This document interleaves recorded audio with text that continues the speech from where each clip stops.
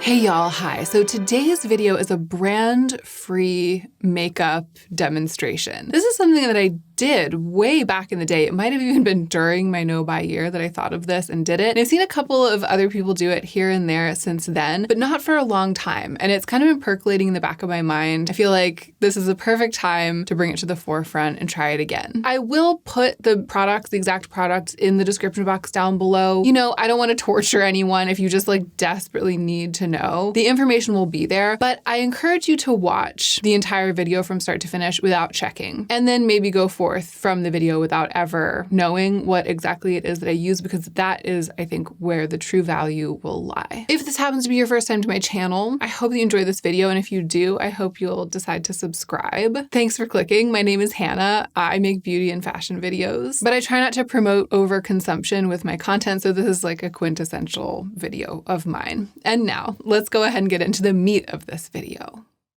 Okay, so the first thing I'm going to do is to prime my skin to give the makeup something to adhere to, and also to protect my skin from the makeup, to create kind of a barrier. I'm using kind of a liquidy primer that has a bit of a pore filling quality, but not too intense of one. And similarly, kind of like a soft skin-like finish, not too illuminating, but primers come in all shapes and sizes. If you're into makeup, you probably already have one. And no makeup look is dependent on having a specific primer. I'm also using a little bit of that same primer to prime my eyes because I didn't bring an eye-specific primer down here. And I'm actually going to keep going with complexion. I am going to wear some eye makeup, but I'm not planning to put too intense or messy of an eye look on, so I'm not worried about fallout. I'm going to go straight to cleaning up my skin, which for me means taking down the redness, evening out the tone a little bit, and spot concealing these blemishes and scars. So starting with a green color corrector. There are way more of these on the market than there used to be. There are even some really good ones at the drugstore. Green color corrector is amazing for canceling redness and helping you start from a more neutral place if you have redness on your skin. If you go in with green first, it counteracts the redness, and at least for me, then I don't feel like I have to use so much of my concealing complexion products. I end up with more even skin, but with like a lighter feel, a lighter makeup application, and I like that. My skin can take a lot of green color corrector. That's partly because even though I'm so pale, I have an olive undertone. So for me, it's not just canceling the redness, but just kind of helping my skin be as green as the rest of my body. But even if you don't have an olive undertone and you're just dealing with redness, it can be an amazing type of product to use. And I'm going to follow that with a full coverage concealer. I'm not going to use a foundation today. For me, foundation and concealer are kind of the same thing. Some of them are light coverage, some of them are full coverage. You just find a formula you like and use it. And I think that for me, that's also because it's hard for me to find a good color match for my skin. So when I find one, whether it's a foundation or a concealer, I tend to use that product all over the face if I'm looking for coverage all over my face, no matter what it's intended for. So this is a full coverage concealer that's a really pretty good match for me. I'm concentrating it in the areas where I need more coverage, like on those blemishes. But then I'm going to like sheer it out and rub it in. I'll go back and spot conceal, so I'm not too worried about getting like really amazing full coverage on this first pass. Just overall evening the tone and brightening a little under the eyes, actually. I like using a brush for this. I feel like using a brush for this, I think, today, because it's quicker, it's no nonsense, and I don't know, there's something about today, I'm just kind of feeling like slapping on makeup, just kind of like getting it done without fussing too much, without worrying about everything being perfect, but making choices that mean that it all ends up feeling blended and natural and not too heavy. And in the interest of that, even though I still have some blemishes showing through, I'm not going to put on another layer of base because most of my face doesn't need it. The color correcting and with one sheared out layer of complexion product, almost all of my skin is how I want it to be. All I need to do is spot conceal those little spots. So I'm using a little brush and a concealer that has a totally matte finish. The one that I used all over my face is a little bit on the creamier side, can get a little bit dewier as it wears throughout the day. The one that I'm using for spot concealing is totally matte and is going to stay matte throughout the day. That makes it a more effective spot conceal.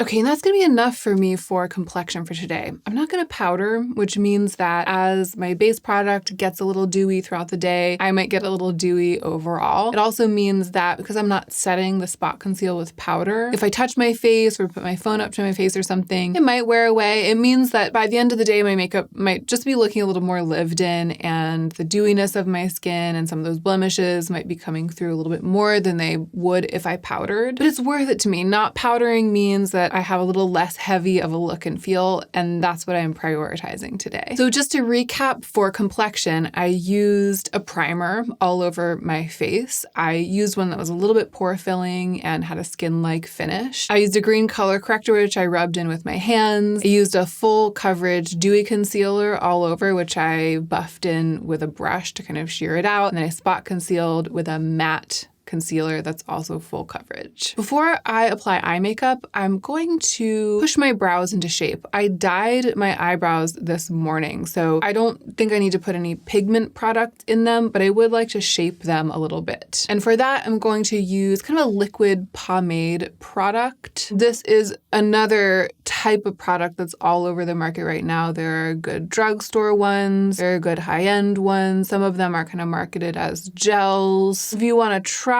pushing your brows into shape, but you don't have something like this, but you do have a little spoolie that has come with something like with a brow pencil, you can wet some clear glycerin soap, like a bar of clear glycerin soap, rub the spoolie in that and use that to push your brows into shape. You can also use Stronghold hair gel in your brows for this effect. Okay, I think that that's going to do it for my brows. Let's move on to eye makeup. So this is a look that I've really been enjoying lately, and it's a one eyeshadow look. All that you need to do it is a matte eyeshadow that is in a neutral color that is like a mid-tone color on you. So for me, I'm going to use a taupey gray that doesn't have any orange in it, because for it to look neutral on me, it has to be pretty cool toned. And because I'm quite pale, it's a pretty pale color. It'll read on me because it's darker than my skin, especially when I build it up, but it's not super dark. That's what I mean by it being mid-toned on me. So find something that's neutral for your skin and then mid-toned for your complexion. I'm using a small-ish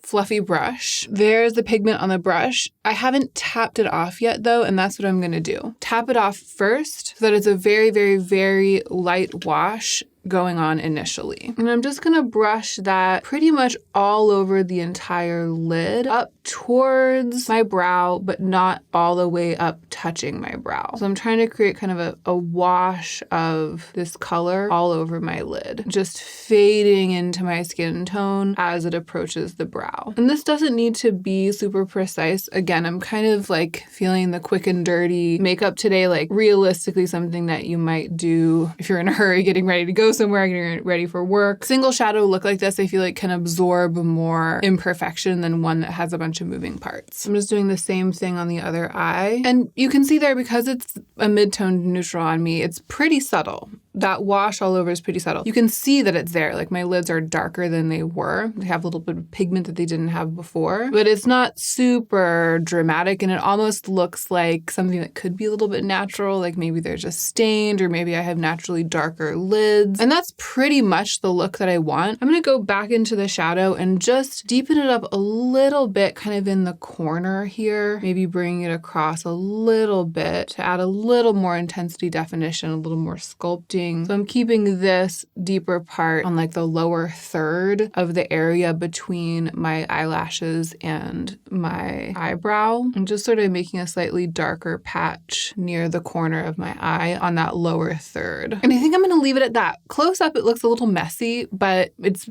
absolutely fine. Like it's nothing that anyone would look at and be like, oh my gosh, what's going on? Especially because the shadow isn't super contrasty with my skin. So I want to put a little on the lower lash line, but I want to do something that I also think is realistic for a real life situation, which is to just use the same brush. I'm not going to find like a smaller brush, more targeted one. What I'm going to do to make sure that it doesn't cover too much surface area is, again, dip it in and tap it off. And I'm actually going to pinch the bristles so that the brush is flattened a little like that. Makes a different shape, and just brush that right underneath my eyelashes across my lower lash line. So now that I've applied it, and you can see the difference, right? It did apply quite a lot, but it applied it in a skinny little line. Now that it's transferred from the brush to my skin, I can use the full size of the brush to soften without feeling like I'm gonna get gray shadow like all over the effing place, like underneath my eyes. Just soften. Now I'm gonna do same thing on the other side. Okay, so that's it for the eye look. Just a little bit of sculpting, a little bit of definition, a little bit of color, but quite subtle. Mascara is really going to define the eyes, and that's what I'm gonna do next. Any mascara will do. I'm just using one that I happen to have lying around. That works pretty well for me, but any mascara will do.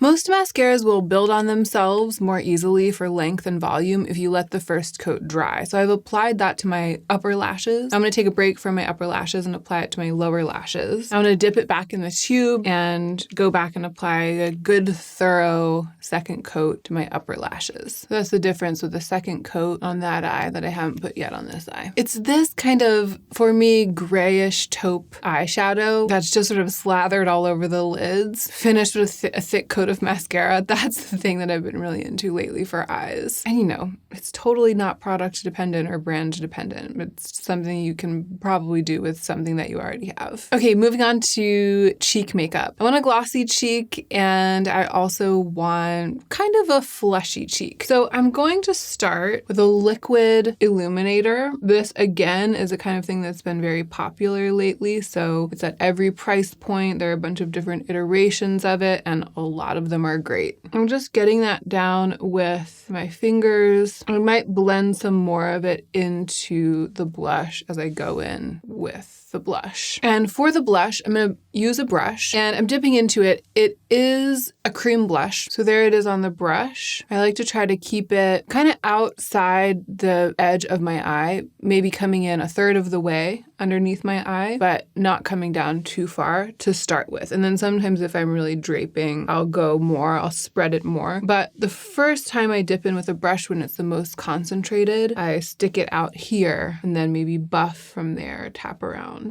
Taking it up onto the temples is always a safe way to kind of buff and blur some of that color without it getting too heavy, too overboard on the face. Also like a little bit of bridge of the nose, tip of the nose, blush action. Now that it's worn off the brush, I feel like I can start bringing the brush down a little bit and in a little bit. So that's pretty glossy and pretty blushy. I don't feel like I need to add more illuminator. I actually feel like that has done it. The cream blush that I used is in kind of a rusty color, sort of like a rusty reddish brown or brick brown. Blushes tend to go much brighter on me than they look in the pan. That's definitely the case with this one. The fact that it's rusty and not super bright means that it's ended up blending pretty well with what I've got going on. It's not overwhelming the look. And onto my lips, I'm going to put a pigmented balm. So this one is, again, kind of a brownish berry color, which will probably look brighter on me, on my face than it even does on the back of my hand. It's not too pigmented, but it's not too sheer either. It's not like a tinted gloss or balm. So it's applied with quite a lot of pigment. But because it has a balmy consistency, it's really easy to soften the edges, make it a little less fussy, a little bit more casual,